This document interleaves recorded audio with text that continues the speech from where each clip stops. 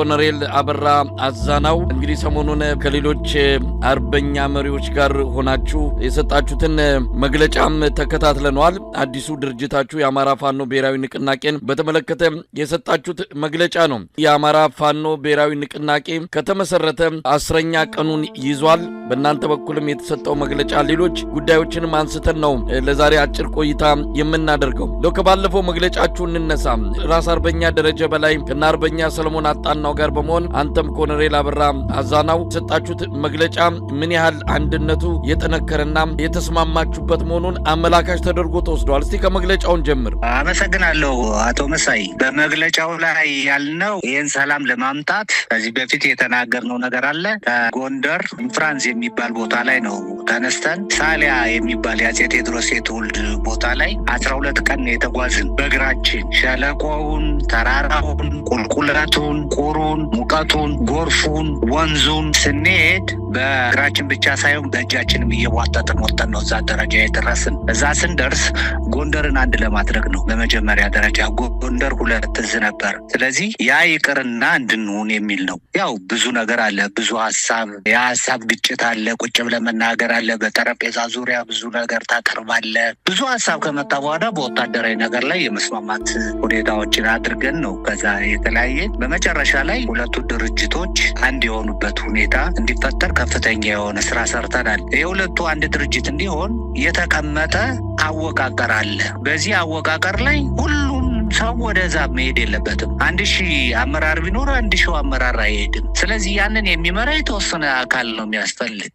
በጠረጴዛ ቁጭ ብለን ከተወያየን በኋላ እኛ ፋድ ምንድን ያደረግን እገሌ ገሌ ቢሄዱ እዛ ጋር እንትን ይላሉ፣ እገሌ ገሌ እዚህ ቁጭ ብለን ደግሞ የጎንደርን እዝ በደንብ አድርገን አደራጅተን አሰልጥነን የእውቀት ሽግግር አድርገን ለግዳጅ እናዘጋጅ ሰራዊታችን የሚል ነገር እንትን ያደረግን። አስፈላጊ የሆኑ ሰዎችን ወደዛ እንዲሄዱን ያደረግን። በዚህ መካከል ላይ ትልቁ ነገር ግን አንድ ስላልሆንን ለጠላት እስትንፋስ ነው የሰጠነው፣ እንዲቆይ ነው ያደረግነው። አማራ ክልልን ለቆ እንዲወጣ አላደረግንም። በሁለተኛ ደረጃ በህዝባችን ላይ ከፍተኛ ሰብአዊም ቁሳዊም ጉዳት እንዲያደርስ ነው ያደረግን። በከባድ መሳሪያ ህዝባችን ሲደበድብ፣ በድሮን ሲደበድብ፣ ከባድ መሳሪያ የሚባሉት መድፍ አለ፣ ታንክ አለ፣ አየር መቃወሚያ አለ፣ ዙ አለ፣ ዲሽቃ አለ፣ ሞርተር አለ። በእነኚህ ሁሉ እንዲደበድብ ያስደረግነው አንድ ስላልሆንን ነው። ስለዚህ ህዝብን በድለናል። የበደልነው ህዝብ ይቅር ይበለን። የአማራ ህዝብ ስለበደልን ይቅርታን የጠየቅን። በውጭ ያሉ ዲያስፖራ አባላትንም አስቀይመናል አንድ ስላልሆንን። የእኛ መከፋፈል እነሱንም ከፋፍለናል። ስለዚህ ይቅርታችሁን እንጠይቃለን። ከአሁን በኋላ ግን አንድ ስለሆንን የበደልነውን ህዝብ እንክሳለን የሚል ነገር ነው ያስቀመጥን። በአንድነቱ ላይ ከፍተኛ ስራ ሰርተናል። እዚህ ደረጃ በመድረሳችን ለመላው ለኢትዮጵያ ህዝብ፣ ለአማራ ህዝብ፣ ውጭ ሀገር ለሚገኙ የዲያስፖራ አባላት፣ ለትውልደ ኢትዮጵያውያን እንኳን ደስ ያላችሁ፣ ደስ ብሎናል የሚል መልእክትን ያስተላለፍን። እንደው ኮሎኔል አበራ ወደ ኋላ ማሰብና መመልከት አይገባም። አሁን ነገሮችን ወደፊት እያዩ ሜር ነው። ብዙ ነገር ይጠብቃቸዋል። እንደናንተ ያለ በልምድም በእውቀትም ላቅ ያለ ቦታ የደረሰ የጦር አመራር፣ በተለይ አንድነት ድርጅቱ የአማራ ህዝብ በአንድነት ሊታገል የመሰረተው የብሔራዊ ንቅናቄ ውጤታማ እንዲሆን ከወዲሁ እያየን ነው። በመመስረቱ ብቻ የመጣውን ፍርሃትና ስጋት በአገዛዙ መንደር በግልጽ እየታየን ያለውና ይህን ወደ ተግባር ወደ መሬት አውርዶ ትርጉም ያለው ለውጥ ለማምጣት የሚቻልበትን መንገድ እንዴት ማሳካት ይቻላል የሚለው ነው እንግዲህ በግራ በቀኝም ያለውን ሊያሳስብ ሊያስጨንቅና ወደ ስራም እንዲገባ ግፊት ጫና ሊደረግ የሚገባው። እንግዲህ አንድነቱ መምጣቱን ተከትሎ ያለው ሁኔታ እያየን ነው። አንድነቱ መጥቷል፣ ሲጠበቅ የነበረው ነው። አሁን ብዙ ስራዎች ይጠብቋቸዋል። አንድነት ኃይል ነው። አንድነት ጉልበት ነው። አንድነት ጥንካሬ ነው። ወደፊት ነው የሚያቆመን። ከአሁን በኋላ ማንም ነገር አይኖርም። በፊት የተለያየ ውጊያዎችን ስንድነድፍ በግል ነው የምናደርገው፣ በቡድን ሆነን ተከፋፍለን በነበርንበት ሰዓት። አሁን ውጊያ የሚነደፍ በአንድ ነው። ሎጂስቲክስ በአንድ ነው። ትዕዛዝ የሚሰጥ በአንድ ነው። ውጊያዎች በአንድ ነው የሚመሩት። ስለዚህ ሁሉም በአንድ ሲሆን ከፍተኛ ድል ታስመዘግባለህ። ለምሳሌ እንደ ወታደር ብነግርህ አሁን እኛ እዚህ ጋር ሆነን 1000 ቦምብ ብናስወረውር ለእኛ ብቻ ነው 1000 የሚሆነው። እንደ አማራ ሁሉም ህዝብ ሁሉም ፋኖ ቢወረውር ግን 1 ሚሊዮን ቦምብ ይወረወራል ማለት ነው። ስለዚህ 1 ሚሊዮን ቦምብ ተወረወረ ማለት ስንት ጠላት ይደመሰሳል። በጠላት ላይ ከፍተኛ የሆነ ድል የምንቀናጅበት ሁኔታ ነው ያለ። አሁን የተለያየ ስራዎችን እየሰራን ነው። የመረጥናቸው ወንድሞቻችን የተለያየ እያደራጁ ናቸው። በጣም ጥሩ ነው። እኛ ደግሞ ከነሱ በታች ያለው እዙ የተለያየ ነገር እያከናወነ ነው። ስለዚህ ተነስ ሲባል ተነስተህ አጠቃላይ ሁኔታውን ማድረግ ነው። የማድረግ አቅማችን የጠነከረበት እንትን ያለበት ሁኔታ ላይ ነው ያለው። የተለያየ ነገር ትሰማለህ። አሁን በእንደዚህ እንትን ሆነ፣ ነገሌ እንትን ብለው ገቡ፣ ነገሌ በዚህ ሄዱ፣ ነገሌ እንደዚህ እንኳን ሄዱ መሄዳቸው ለኛ ጥሩ ነው። ምክንያቱም እንደ ወታደር አንተ መሃል ላይ ሆኖ የሚሸረሽርህ ጭንቅላትን የሚረብሽ ያልሆነ ፕሮፓጋንዳ የሚነፋብህ አካል ካለ ይሄ ነው እንዴ የማለት ሁኔታ ሊፈጠር ይችላል። ይሄ ነገር እንዳይፈጠር ግን በራሳቸው ጊዜ ተልዕኮ ተሰጥቷቸው ይዘው የመጡ አካላት ተመልሰው ወደ ቤታቸው ነው የሄዱ። በመሄዳቸው እኛ ደስተኛ ነን። አሁን የተለያየ ብልጭልጭ ነገር እያዩ ናቸው። ፋኖ በብልጭ ነገር ይመጣል ብሎ ፕሮፓጋንዳ እየተደረገ ነው። ፋኖ በብልጭ ነገር ወደዛ የሚሄድበት ነገር የለም። የዓላማ ጽናት ያለው ነው። በወታደራዊ አቅሙ አሁን የተለያየ ስራዎችን እየሰራን ነው፣ እያሰለጠንን ነው፣ የማጥራት ስራ እያደረግን ነው። ወደፊት ግዳጃችን ምን ይሆን የሚል የራሳችን ስራ እየሰራን ስራዎችን እያከናወንን በጥሩ ሁኔታ ላይ ነው እየተገኘን ያለንበት ሁኔታ ላይ ያለ ነው። ኮሎኔል አበራም ይሄ ምን ጉልበት ይሰጣቸዋል? እንግዲህ በተበታተነ ሁኔታ ስታደርጉ የነበረው ትግል በስርዓቱ በኩል ያመጣውን ኪሳራ በደንብ የምንረዳው ነው። ሰሞኑንም የሚሰሙት መረጃዎች በአንድ እዝ ብቻ እስከ 23,000 የአገዛዙ ወታደሮች የገቡበት እንደማይታወቁ በ6 ወራት ውስጥ ማለት ነው። እንዲህ አይነት ነገር የተከሰተው ከምንም አይደለም። እናንተ የምታደርጉት ተጋድሎ በውጊያ ከምታገኙት እድል ባሻገር የፈጠራችሁት የስነ ልቦና ጦርነት በአገዛዙ ሰራዊት መሃል ከፍተኛ መፍረክረክን እንደፈጠረ በግልጽ እያየነው እንገኛለን። ስለዚህ አሁን አንድነቱ ሲመጣ በወታደራዊም ሆነ በአጠቃላይ እንቅስቃሴያችሁ ላይ የሚኖረው አዎንታዊ ጎን እንዴት ነው ብላችሁ ትገልጹታላችሁ? ፋኖ ከታች ያለውም ከላይ ያለው አመራር አንድ የመሆን ከፍተኛ የሆነ ፍላጎት ነው የነበረው። ስለዚህ ይሄ አንድ በመሆናችን ከፍተኛ የሆነ የደስታ ስሜት ነው የፈጠረው። በሁለተኛ ደረጃ የምነግርህ የዓላማ ጽናት ያለው ፋኖና የዓላማ ጽናት የሌለው ወታደር ጋር ያለን ያኛው ታፍሶ ምን ብሎ በተለያየ ምክንያት የመጣ ነው። ሁለተኛ ከአንድ ብሔር ብቻ በጣም በብዛት የኔ ብሔር እንደዚህ ሆነ ተረኝነት አለ ተብሎ ተቀስቅሰው እውነት ነው ብሎ አሁን የሚመጡ አሉ። እነሱ የተወሰነ ነገር እኛን ሊያደርጉ ይችላሉ። ለመቅጠምም የሆነ ነገር በእኛ ላይ ለማድረግ ሀሳብ ሊኖር ይችላል። ግን የ5 ደቂቃ የ10 ደቂቃ ውጊያ ነው ከኛ ጋር የሚያደርጉት። የእኛ የዓላማ ጽናት ያለው ወደፊት የሚሄድበትን ጠላትን የሚደመስስበት የጠላትን ግንባር የሚያስደፋበት ሁኔታ ላይ ነው ያለ የእኛ ጦር። በሁለተኛ ደረጃ የምነግርህ የእኛ ጦር ምንድን ነው ፋኖ ምንድን ነው በምትልበት ሰዓት ፋኖ አማራን ነጻ ሊያወጣ ኢትዮጵያን ነጻ ሊያወጣ እየታገለ ያለ ነው። ይሄኛው በተለያየ ጥቅማ ጥቅም ተይዞ የመጣ ነው። ይሄ ወታደር የብልጽግና ወታደር ይሄ የብልጽግና ወታደር ተዋጋ ብትለው ማይዋጋ ነው። አሁን ከኛ ጋር ስንቱ ነው እጁን እየሰጠ የሚመጣ። በሁለተኛ ደረጃ በዓለም አቀፍ ሕግ መሰረት የተባበሩት መንግስታትም የአፍሪካ ህብረትም የከለከሉትን 15፣ 16፣ 17 ዓመት ልጆችን እያሳተፈ እነኚህ መሞታቸውን እኛ የሚቆጨን እነኚህ አላስፈላጊ መስዋዕትነት መደረጋቸው ነው እኛ እየተቆጨን ያለ ነው። የብልጽግናን እድሜ ለማቆየት የህፃናትን የሚያስገባበት ሁኔታ በመጡ ሰዓት አሁን ከኛ ጋር የሚመጡ አሉ። እጅግ በጣም ብዙ ሰራዊት እየከዳ እየመጣ ነው። ሄደንም እኛ ውጊያ ስናደርግ እጅ የሚሰጥ በጣም ብዙ ነው። እያፏጨ እኮ ነው ኑ መሳሪያውን ወደ ላይ አድርጎ ማርኩን የሚል። አሁን ያለን ሁኔታ ጥሩ የሆነ አቋማዊ ሁኔታ ላይ ያለን በወታደራዊ ሳይንስ የሚመጣውን ጠላት ጥሩ አድርገን በወታደራዊ ሳይንስ እያናገርን የምንመልስበት ሁኔታ ነው ያለን። እዝና ጠገጉን የጠበቀ ትዕዛዝ ይሰጥሃል። በአንድ ላይ ውጊያን ታደርጋለህ። በአንድ ላይ ድልን ታስመዘግባለህ። ፖለቲካዊ ሁኔታን በአንድ ነው የሚሆን። የተለያየ ፖለቲካዊ አመለካከት አይኖርም። የተለያየ ርዕዮተ ዓለም አይኖርም። ማኒፌስቶ አንድ ነው የሚሆን። ህግና ደንብ መመሪያው አንድ ነው የሚሆን። በህግና መመሪያ መሰረት ትመራለህ። አንድ የእዝ ሰንሰለት ኖሮ ጉዞውን ወደፊት የምታደርግበት እና ወታደሩ በአንድ እንዲመራ የምናደርግበት ሁኔታ በተለያየ አቅጣጫ በጣም ብዛት ያለው ድል የሚመዘገብበት ሁኔታ ላይ የሚፈጠር ነው ያለ። ህዝቡ አንድ ሆነ ሲባል በየጥምቀቱ አሁን በየአማራ ክልሉ በሌላም ክልል ላይ አይተሃል እያለ የሚጨፈረው ምንድን ነው? ህዝቡ ደስታው እንዴት ነው ሲገልጽ የነበረው? ፋኖ ብቻ ሳይሆን ህዝቡም ደስተኛ ሆኖ ለሚመጣው ነገር ዝግጁ ሆኗል። ይሄን ደግሞ እርግጠኛ ሆኜ የምነግርህ ቅርብ ጊዜ ውስጥ የኛን ትግል የኛን ውጤት ታያላችሁ፣ ትሰማላችሁ። ያኔም እንደዚሁ ቃለ መጠይቅ ታደርግልኛለህ ነግራለሁ።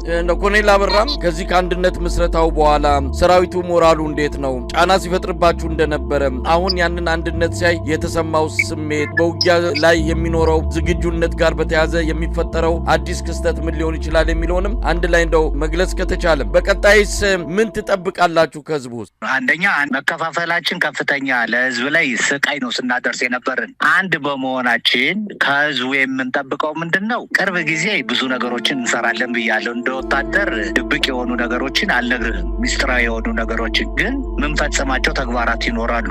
ስለዚህ ለህዝቡ ትልቅ የምስራች የምናሰማበት ህዝቡ የሚደሰትበት ከሚደርስበት ስቃይ ነጻ እናወጣዋለን። ሰራዊቱ አንድ እንዲሆን ከፍተኛ የሆነ ፍላጎት ነበር፣ መነሳሳት ነበር። ለምን እንዲህ አታደርጉም የሚል በተለያየ መድረክ ላይ የተለያየ ጥያቄዎችን ይጠይቁ ነበር። ትክክል ነው። ያንን ጥያቄ ይዘን የእኛም ፍላጎት ከፍተኛ ስለነበር ያንን ጥያቄ ይዘን የሰራዊታችን የልብ ትርታ ካጠናም በኋላ የአመራሩ የልብ ትርታም አንድ የመሆን ፍላጎት ነው የነበረው። አንድ እንዲሆን አደረግን። ህዝቡ አንድ ሆነ ተብሎ መግለጫ በተሰጠበት ሰዓት ጥር 9 በ5ኛ ወር 2018 ይሄ ነገር ሲደረግ ህዝቡ የመጨረሻ ሲጨፍር ነው ያደረ፣ ሲተኩስ ነው ያደረው። አንድ ሆንን፣ ከአሁን በኋላ ማንም አያቆመንም የሚል ሁኔታ ነው ሲያስተላልፍን የነበር። ከዛ ውጪ በጥምቀቱ ከሲቪሉ ማህበረሰብ እንዴት ሆኖ ሲደሰት እንደነበር፣ እንዴት ሆኖ ሲጨፍር እንደነበር ያየንበት ሁኔታ ላይ ነው ያለን። ኮሎኔል አበራ በአገዛዙ በኩል የተለያዩ እንቅስቃሴዎች እየተደረጉ ነው። የጦር ኃይልን መገንባት፣ ሰሞኑንም የአየር ኃይል 90 ዓመት በዓል ላይ አብይ አህመድ የተናገራቸዋል።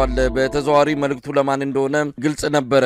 ከፍተኛ ቴክኖሎጂ የታጠቀ አየር ኃይል ገንብተናል በሚልም ኤርትራን ጭምር የማስፈራራት እንደዚህ አይነት ነገርን የተናገሩና በአንድም ይሁን በሌላ ጠንካራ ነን፣ የሚቋቋመን የሚገዳደረን ኃይል የለም የሚልም ማስፈራሪያ ለእናንተም ጭምር ይመስላል። እንደው የአብይ አህመድ የሰሞኑን ፉከራ እንዴት ነው የምታየው አንተ? አብይ አህመድ ከፎከረ እኮ ቆይቷል። ብርሃኑ ጁላም ከፎከረ ቆይቷል። ከዚህ በፊት እኮ የምታውቀው 2016 2017 ዓመተ ምህረት የሶስት ወር የአንድ ወር እቅድ እያያዘ አማራ ፋኖን አጠፋለሁ እንዲያደርጋለሁ እየተባለ የሚነዛውን እነሱ እንግዲህ የሚያቅዱት አለ። የሚያሳዝነኝ የተሳሳተ ኢንፎርሜሽን ይዘው ነው የሚንቀሳቀሱት። የተሳሳተ ፎርሙላ ይዘው ነው ሂሳብ እንሰራለን የሚሉት። የተሳሳተ ነው። የአየር ኃይል ምስረታ በዓልን በማስመልከት ደብረ ዘይት ላይ በዛ ትርኢት ላይ የተሳተፉ ሀገሮች እነማን ናቸው? የኢትዮጵያ አየር ኃይል ብቻ ነው እንደ የተሳተፈው። በሁለተኛ ደረጃ የተናገረው ሚግ 19 እና ሚግ 21 የያዘ ይሄ ኋላ ቀር የሆነ አውሮፕላን ይዞ ምናምን ይላል። አየር ኃይል ግቢ እኮ ሚግ 19 እና ሚግ 20 እንዳለ ከእስራኤል ሞዲፋይ ተደርጎ ሚሳኤል እንዲተኩስ ተደርጎ የመጡ የተቀመጡ አሉ። በኤርትራ ውጊያ ላይ እኮ የታየ ነው። በ1990-92 ላይ ይሄ ነገር አለ። አሁንም ይህን ነገር እያደረገ ነው። ከአዘርባጃን ከራሻ ከተገነጠሉ የተለያየ ግዛት ፓይሎቶችን እያመጣ ነው ይህን ነገር እንዲያበሩ ቢያደርግ። አንድ የመጠቀም አቅም የለውም። አሁን በአንድ ብሔር የተያዘ ነው አየር ኃይል። በአንድ ብሔር አቅማቸው ምንድን ነው? ምንም። ድሮን እንኳን ይኸውልህ ሲቹዌሽን ሩም አለ። ሲቹዌሽን ሩም ሆኖ ባለፈው የተደመሰሱ የአድማ ብተና የሚባሉት ወይንም የሚሊሻ የሚባል ወደ 40 ባንዴ ነው ጭጭ ያደረጋቸው። እንግዲህ ሲቹዌሽን ቁጭ ብሎ ማን ምንድን ነው እንደዚህ ነው ሁሉን አይቻለው። የቲፒኤልኤፍ አመራሮችን እያየን ነበር። ቤት ይዘው እየሄዱ ቤተሰቦቹን ላለመምታት እንዲህ አድርገን ህጻናትና ሴት ስለያዘ ምናምን እንለያለን፣ እንዲህ እንላለን፣ እንዲህ እናደርጋለን ሲል ነበር። ታዲያ ከላይ ምን አድርጎ ነው ይሄ 40 ምናምን ሚሊሻ በድሮን የጨፈጨፈው? ምንም ተሰብስቦ የሚሄድ ጠላት ነው የሚል የአማራ ህብረተሰብ ሰርግም ይሁን ለቅሶም ይሁን የሆነ ነገር ለማድረግ ተሰብስቦ ሲሄድ ፋኖ ነው እያለ ነው የሚጨፈጭፍ። የመጠቀም አቅም የላቸውም። የመናገር ወሬ ማውራት፣ የተለያየ ነገር የማድረግ የተሳሳተ ኢንፎርሜሽን መስጠት፣ ስንት ውሸት ነው ያለ በእነሱ ላይ። ይህን የማድረግ እንጂ አቅም የለውም። ይኸው አመት ምናምን አለፈው። ኤርትራን ወራለሁ፣ ቀይ ባህርን ይዛለሁ አለ። ለምን አያደርጋትም? የሚያልፈው የአማራ መሬት አልፎ ነው። ስለዚህ የማድረግ አቅም የላቸውም። ዲተራንስ ለማድረግ ነው፣ ዲተር ለማድረግ ነው። አገሪቱን የመሸጥ የምናየው እኮ የሚያሳዝን ሁኔታ ነው በኢትዮጵያ ላይ እየተፈጠረ ያለው። አሁን ዝም ብለህ በዲፕሎማሲ ከጅቡቲ ጋር ጥሩ አይደለም ግንኙነቱ። ከኬንያ ጋር በፊት ነበር እኔ ኖቤል ተሸላሚ ነኝ እንዴት ሮቶ እንትን ያደርጋል እኔ እያለሁ የሚል ነው። ግብጽ ጋር ጥሩ የሆነ ግንኙነት የለውም። ከሱዳን ጋር አሁን በቤንሻንጉል ማሰልጠኛ ማዕከል ሰጥቷል። ከደቡብ ሱዳን ጋር ጥሩ ነገር በቃ በምስራቅ አፍሪካ ጥሩ ያልሆነ ግንኙነት ያለው ተሰሚነት ያላት በዲፕሎማሲ ከማንም በላይ በዓለም አቀፍ ደረጃ ከአሜሪካ ቀጥሎ ብዙ ዲፕሎማት ያለባት ሀገር ብዙ ተሰሚነት ያላትን በቃ ከማንም በታች ያደረገበት ሁኔታ ላይ ያለ የመናገር እንጂ የተግባር ሰዎች አይደሉም። ኤርትራን ለምን ሄዶ እስካሁን ድረስ ታዲያ አልወረረም? ማድረግ ስለማይችል ነው። ቢያደርግ ኖሮ ሳያወራ ነበር እስካሁን። ጄኔራሎቹ እየወጡ እንዲህ ይላሉ በሉ ተብሎ ተጽፎ ተሰጥቷቸው ነው የሚናገሩት። ደግሞ አጠቃላይ የአንድ ብሔር አባል ናቸው። ሌላ ምንም ነገር የምናገረው ነገር የለኝም። ከእናንተ አንጻር እናንተን ትግል በተለያየ መልኩ ኤርትራ ተልዕኮ አስፈጻሚዎች ናቸው፣ የህወሓት ተልዕኮ አስፈጻሚዎች ናቸው እያሉ የሚገልጹ አሉ። ሰሞኑንም በጠለምት አካባቢ የሆነ ነገር ተከስቷል በሚል አንዳንድ ነገሮች በስፋት እየተነሱ ይገኛሉ። በትክክል ትግሉ ተጠልፏልም ብለው ወደ ብልጽግና የገቡ አንዳንድ የፋኖ አመራሮችም ሰሞኑን እየገለጹ ነው የሚገኙት እና ከዚህ አንጻርስ እንዴት ማየት ይቻላል? ተላላኪዎችንም ነው አብረን የምንደቁ ሰው የሚልም ዛቻ በተለያዩ የብልጽግና ሰዎች ዘንድ እየተሰማ ነው። ተላላኪ የሚሉት እናንተን ነው፣ ላኪዎቹ ደግሞ ሌሎች ናቸው። ምን ማለት ይቻላል? የፋኖ አመራሮች አልነበሩም። የብልጽግና የተሰጣቸውን ተልዕኮ ይዘው መጥተው ፋኖን ለማፍረስ የተሰማሩ ናቸው። ገና እንግዲህ ትግሉ ሲመሰረት የፋኖ ህዝቡ ብሎ ነው የወጣ። በዚህ ሰዓት እነኚህ ሰዎች የተሰጣቸውን ስትራቴጂ ይዘው ገብተው ነው ፋኖን ሊያፈራርሱ እንትን ያደረጉት። ከዛ በኋላ ሲነቃባቸው ነው ተመልሰው የገቡት። እነኚህ የፋኖ አመራሮች አይደሉም። ወንፊቱ ገና ብዙ ነገር እያጠራልን ነው። አሁን እየጠራ ነው። የተወሰነ የሚጠራ ሊኖር ይችላል። 4 ኪሎ ልንገባ ወይንም እንጦጦ ስንደርስ እኮ ከትግሉ የሚሸሽ ይኖራል። ይህም መጠበቅ ነው፣ የግድ ነው። ይህ ነባራዊ ሁኔታ ነው። ስለዚህ አሁን የሄዱ ሰዎች ምንድን ናቸው ነው? እኛ ጋር መጡ። ድሮ ብልጽግና ጋር ነበሩ። በኋላ ፋኖ ጋር መጡ። ተመልሰው ወደ ቤታቸው ነው የሄዱት። አሁን እኔ በጣም ደስተኛ የሚሆንበት ትልቁ ነገር ልንገርህ፣ በከባድ መሳሪያ እንኳን አላስደበደቡም። የተኛንበት ቦታ ላይ ከኛ ጋር አብረው ነው የሚያድሩ፣ አብረው ነው የሚውሉ፣ አብረው ነው የሚመገቡ። ተነስቶ እንዲህ ቢል እኮ በአንድ ስልክ እንትን ያደርጋል። ነገር ግን ከፍተኛ የሆነ ክትትል የምናደርግ ነበርን። በሁለተኛ ደረጃ የምነግርህ ይሄ ውጊያ የፈጣሪ ውጊያ ነው። እነሱም የተኩሱት እኮ አንድ የሆነ ግንባር ላይ 40,000 30,000 ይተኩሳሉ ጥይት። እርግጠኛውን የምነግርህ አንድም ሰው አይሞትም፣ የማይቆስልበትም ሁኔታ አለ። ስለዚህ የፈጣሪ ውጊያ ነው እየተደረገ ያለ። የእኛም የዓላማ ጽናትና ጥንካሬ ነው። በዚህ ሊመጣ ይችላል። ይሄ ነው። አንደኛ ጎሬላ ፋይተር እናውቃለን፣ ሁለተኛ ቆረጣ እናውቃለን፣ ደፈጣ እናውቃለን። በዚህ እያደረግን ነው እየደመሰስን ያለው። ስለኛ ሰዎች በመሄዳቸው ምንም በእኛ ላይ የሚፈጠር ምንም የሚል ነገር የለም። ምክንያቱም የገጠር ቤት በሳር የሚሰራለ። ይሄ በሳር የሚሰራ ቤት የተወሰነ ነገር ሳር መዘብታወጣው አያፈስም። ስለዚህ የኛ የፋኖ አቋም አመሰራረትም ይሄን ነው የሚመስለው። ላኪነትን በተመለከተ አሁን እርግጠኛውን የምነግርህ ከወያኔ ጋር ግንኙነት የለንም፣ ከሻቢያ ጋር ግንኙነት የለንም፣ ከግብጽ ጋርም ግንኙነት የለንም። ግንኙነታችን ያለን ከህዝባችንና ከህዝባችን ከአማራ ህዝብ ጋር ነው። የሚያበላን፣ የሚያጠጣን፣ የሚያስተኛን፣ የሚያክመን ከህዝብ ጋር ነው። አንድ ጥይትኛ ሄደን ወደዛ ያመጣንበት ግንኙነት ያደረግንበት ምንም አይነት ነገር የለንም፣ ማስረጃም የለም። እርግጠኛውን የምነግርህ ይሄን ነው። እንግዲህ የሄዱ ሰዎች ጀምረው ሊሆን ይችላሉ። ይሄ አማራ ጡት ነካሾች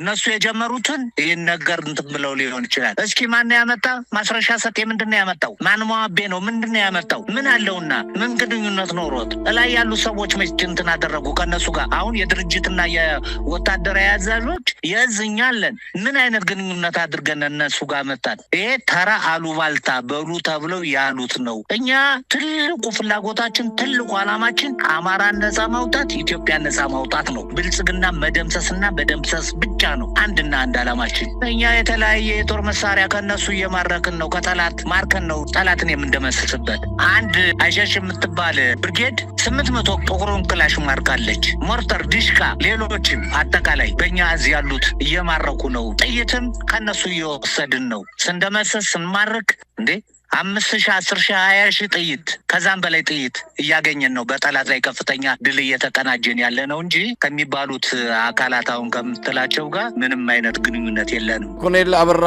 አዛናው በመጨረሻ የሚያስተላልፉት መልእክት አለ? እንግዲህ ወደ ስራ ገብታችኋል። ከዚህ በኋላ የሚጠበቀውን አንድነት በእጃችሁ ካደረጋችሁ በኋላ ይሄ የአማራ ህዝብ እየደረሰበት ያለውን እየተራዘመ በመጣው የህልውና ተጋድሎ ምክንያት ብዙ ችግሮች እየተፈጠሩ ነውና ይህንን ለማሳጠር ምን መደረግ አለበት? ምን እያደረጋ እያደረጋችሁ ነው? ምንስ ከእያንዳንዱ አካል ምን ይጠበቃል የሚለውን ጨምሮ የማጠቃለያ መልእክት ካለ? እሺ፣ አሁን እኔ የማስተላልፍልህ ነገር አንደኛ በእኛ በኩል መሰራት የሚገባቸውን ነገሮች እየሰራን ነው። አንደኛ የማጥራት ስራ፣ ሁለተኛ የስልጠና ስራ፣ ሶስተኛ የፖለቲካ ስራ እያከናወንን ነው በሰራዊታችን ላይ። ሌላ መልኩ እኔ አክቲቪስትም ይሁን ዩቲዩበርም ይሁን አገር ውስጥም ያለ ውጭም አለ ትውልደ ኢትዮጵያውያን የምናገረው ነገር እኛ አንከፋፈልም፣ እኛ አንድ ሆነናል። ስለዚህ እናንተም አንድ ሁኑ።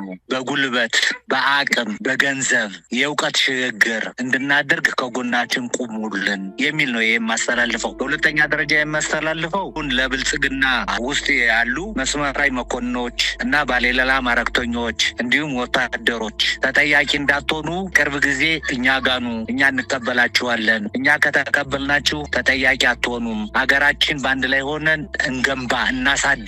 ሁሉም ብሔር ብሔረሰብ አንድ ነው። ማንም ብሔር ከማንም አይበልጥም። ስለዚህ ወደ ቤታችሁ ኑ ግቡና ሀገራችን እንገንባ የሚል መልእክት ነው ማስተላልፈው። በጣም አመሰግናለሁ ኮሎኔል አበራ አዛናው። ለነበረን ቆይታ በአንከር ሚዲያ ታዳሚዎች ስም ምስጋና በማቅረብ እሰናበታለሁ። እግዚአብሔር ይስጥልኝ። እኔም አመሰግናለሁ አቶ መሳይ።